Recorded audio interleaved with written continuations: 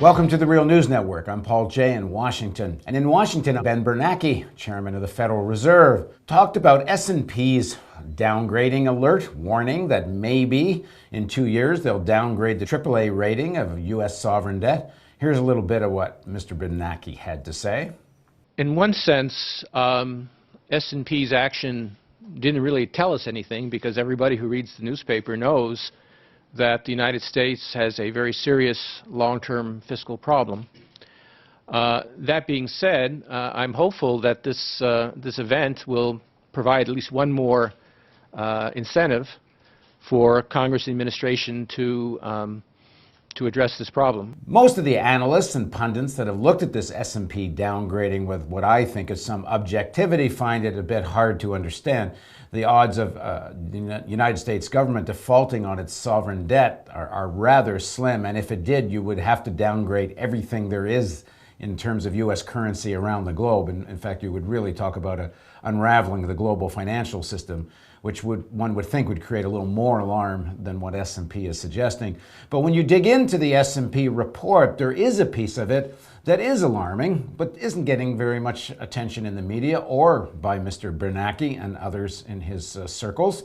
And that goes like this. Here's a quote from S&P. The potential for further extraordinary official assistance to large players in the U.S. financial sector poses a negative risk to the government's credit rating.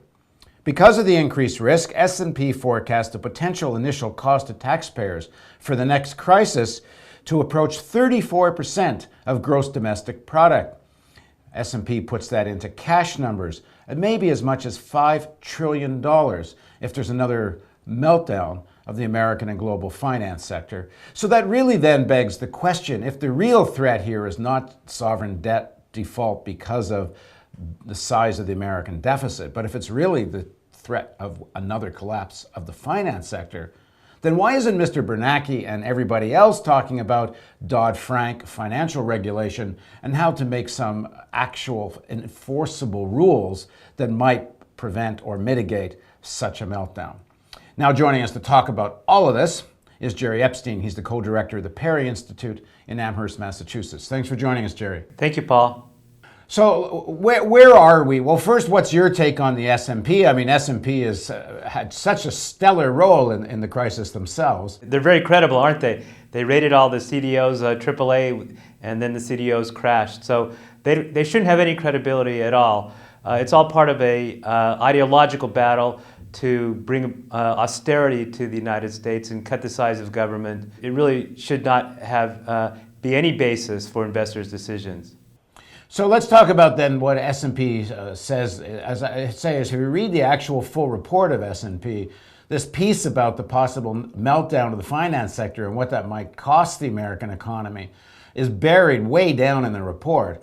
But that really seems to be the most significant thing they had to say. So what is going on the question of regulation? Well, you're absolutely right about this, about the point about the possible continuing meltdown of the financial sector. There's so many vulnerabilities facing large financial institutions like Bank of America, Citicorp, and so forth that simply have not been resolved. At the moment, some of these banks are showing good profits, but partly it's because of accounting tricks. They've shifted some of their income from their loan loss reserves, which are supposed to be being held in case the credit card debt and other things go south, and they put it into their profits so they can pay themselves high bonuses. But the housing market is still very weak. The U.S. economy is not growing, creating jobs and sustainable investment. So these banks are still extremely vulnerable. So I think S&P is right about that. So the fight is taking place mostly on how to implement DoddFrank, what was supposed to be the regulatory reform bill for the finance sector. Now that bill is, if I understand it correctly, 875 pages. There's 243 separate rules called for. They've called for 67 separate studies to decide how to write and then execute those rules. And there's a real battle taking place, Wall Street lobbyists on one side and reformers on the other side. So talk a little bit about what's happening in that. Right. Well, it's interesting that Bernanke, as you said, didn't say much about this because, in fact, the institution that is really most in charge of implementing a lot of these rules, especially with respect to the large financial institutions, is the Federal Reserve. It's not well known, but part of the Dodd-Frank bill, towards the very end, the Federal Reserve was given a third mandate. It already has two, high employment and stable prices, but Dodd-Frank gave the Federal Reserve the mandate of maintaining financial stability. And Ben Bernanke should have been talking about, what is the Federal Reserve going to do to maintain financial stability? And one of the things that it has to do is get these large banks cut down to size so they can't threaten the system, and as Standard & Poor's warned, cost taxpayers up to $5 trillion. So there are a lot of places inside the Dodd-Frank bill that if it were implemented strictly and properly, it could go some distance, not all the way that's needed, but it could go some distance to reducing the chances of another big bailout by the government and by the taxpayers. One of them is the so-called Volcker rule. So talk a bit about that. This issue of proprietary trading.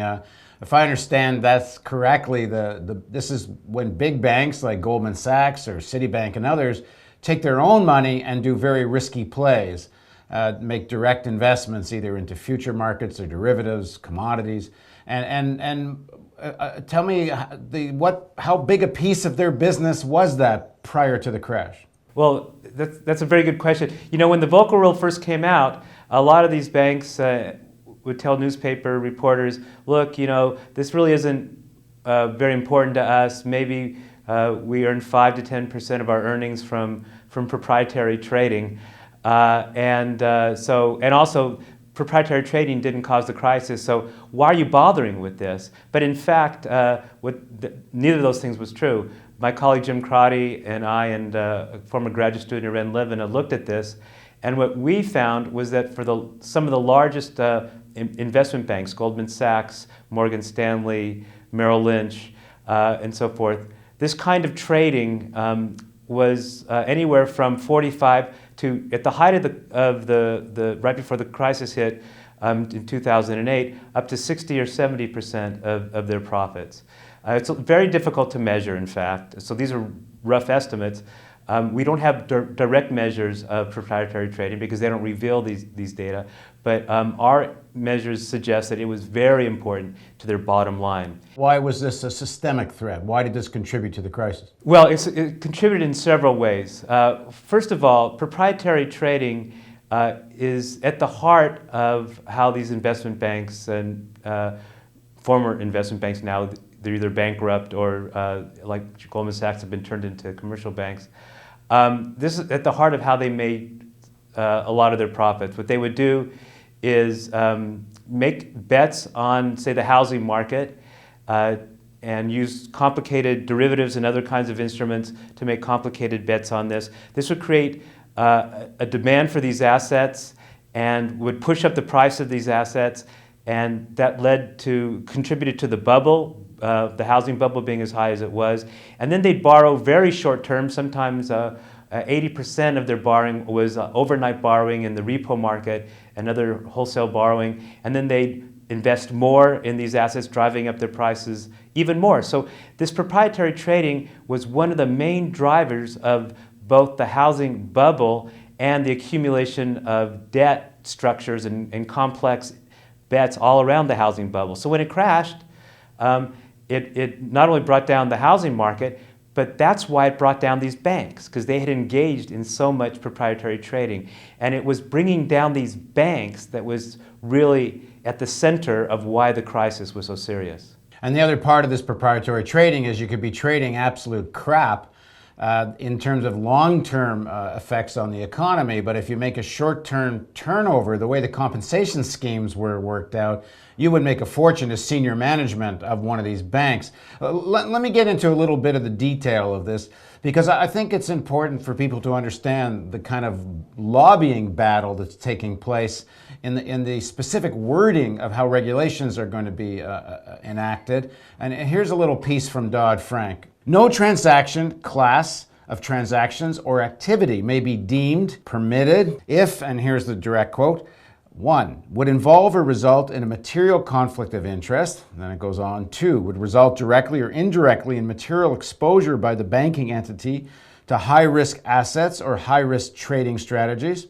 And then in 3, would pose a threat to the safety and soundness of such banking entity.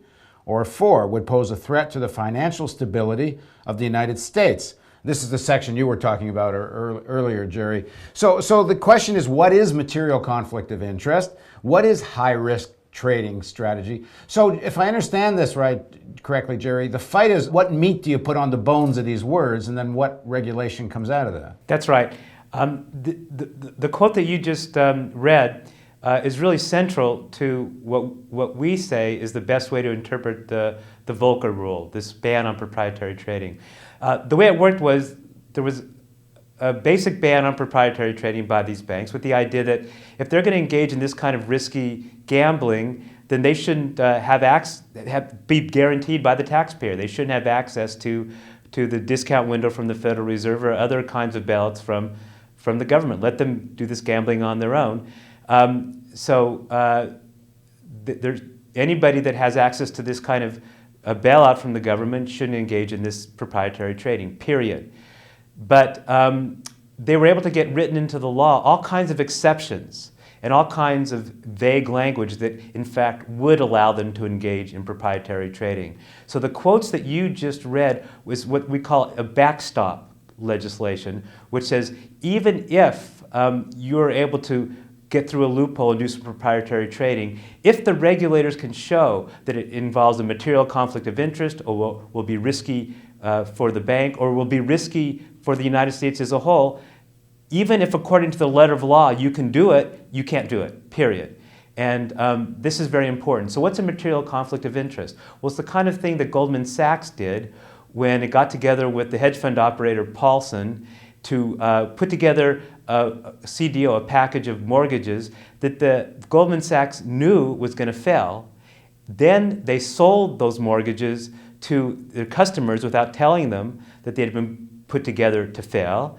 And then Goldman Sachs shorted those so that they would make a killing when they failed and took a big fee from Paulson. That would be outlawed by the Volcker Rule. Now, in the Volcker Rule, it says, well, okay, the banks aren't supposed to do this kind of proprietary trading, but they can do it if it's to meet the short-term demands of their customers. Well, there's a huge loophole, because if they're holding securities to meet the short-term demand of their customers, that means they're actually holding these securities for some period of time. That means that they can take proprietary bets on that. That can create risk for these banks. And so they can hide a lot of their own proprietary trading within that kind of exception. So this backstop legislation is very important to try to prevent that. Now, we've talked to regulators about this backstop language that you just read. And most of the regulators that we talked to the Fed, we talked to the SEC, we talked to the FDIC, most of them don't want to touch this backstop legislation. They just want to interpret the letter of the strict rules and the exceptions.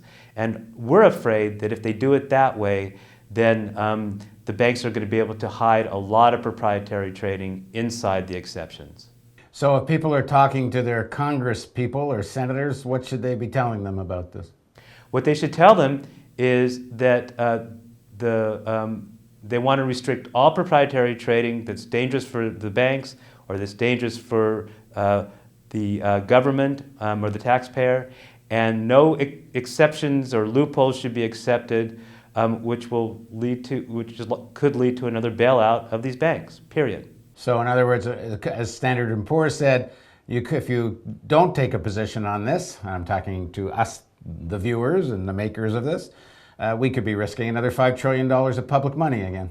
Absolutely. It's even worse than that, because what's happening right now is Ben Bernanke at the Federal Reserve, they're trying to restore the health of these banks by keeping short-term interest rates really low, allowing the banks to take that money and engage in proprietary trading and make a lot of money. And the Fed is hoping that that's going to restore the balance sheets and the health of the banks. and so that we won't have a financial crisis. But in fact, what they're doing is facilitating precisely the kinds of behavior that led to the last financial crisis. Well, we'll dig into this more in further segments. As Standard & Poor's says, we're talking about 34% of gross domestic product that could be on the line here. That's real money. Real money, not getting talked about. And of course, what that really means for most of us, more or increasing high unemployment and a much deeper recession. Thanks very much for joining us, Jerry. Thanks, Paul. And thank you for joining us on the Real News Network.